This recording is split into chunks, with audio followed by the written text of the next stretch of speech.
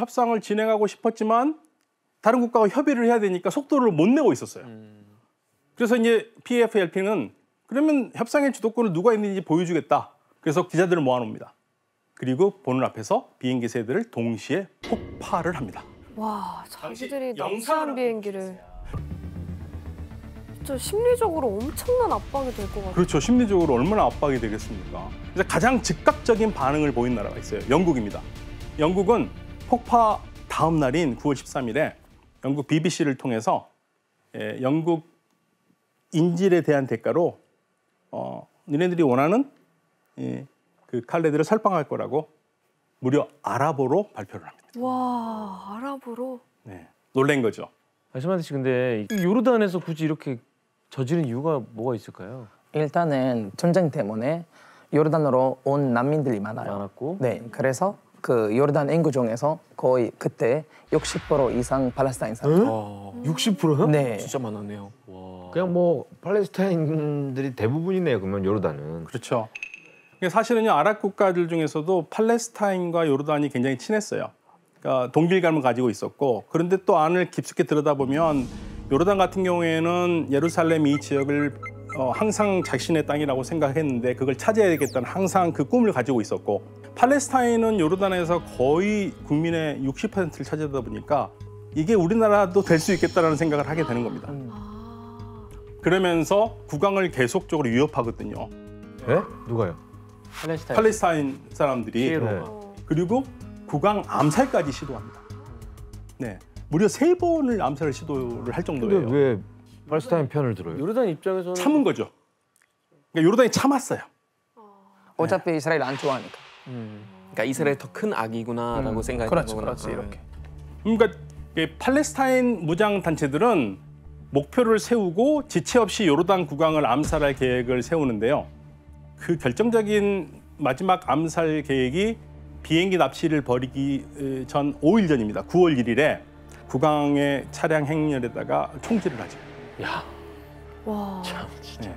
아니 뭐 국왕 암살 시도도 하고 비행기 납치도 하고 뭐 이 정도면은 국왕도 이제 참지 않겠네요. 그렇죠. 참지 못하는 겁니다. 이때 국왕이 돌이킬 수 없는 결단을 내리는데요.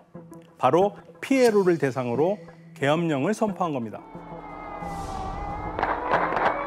자신의 천적이 된 피에로 전체를 요르단에서 쫓아내겠다는 의지의 표현인 거죠. 이제 피할 수 없는 요르단과 피에로의 전면전이 시작되는데요. 이 전쟁을 우리가 검은 9월 사건이라고 합니다. 블랙 세프템버라고 불러요.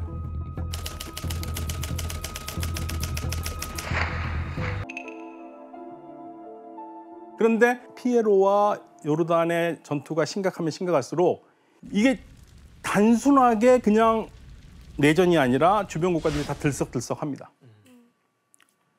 그래서 이 아랍 국가들이 급히 들어오죠. 급히 들어와서 이제 화해시키려고, 문제를 종식시키려고.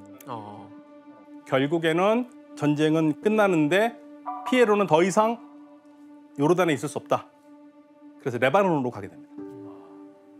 어쨌든 결국 피에로가 물러난 거네요. 그렇죠. 물러났죠.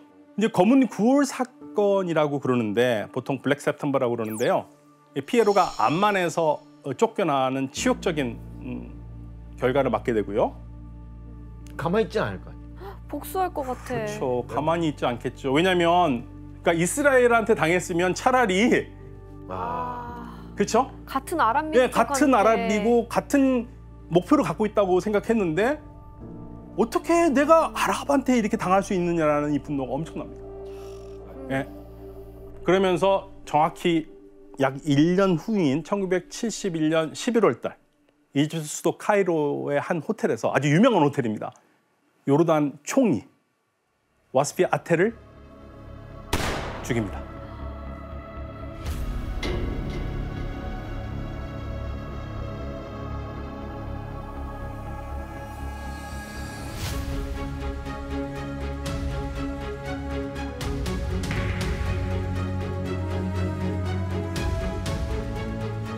그러면서 암살을 하면서 자신들이 검은 9월단이라고 발표를 해요. 그러면서 피해 보복을 시작하는데요. 잘 기억해 두세요.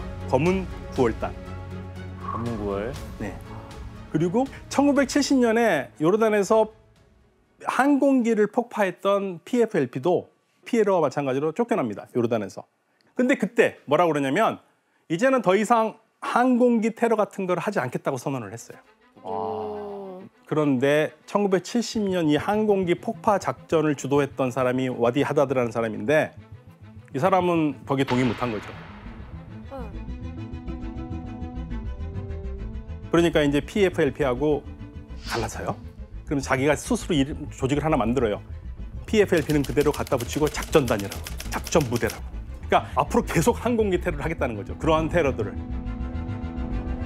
사망자 대부분이 뭐 군인도 아니에요. 성지 순례를 온 외국인 순례객이거나 모두 이스라엘이나 팔레스타인과 관계가 없는 평범한 민간인이었어요. 사장님 씨 근데 유럽에는 어떻게 보도가 됐어요?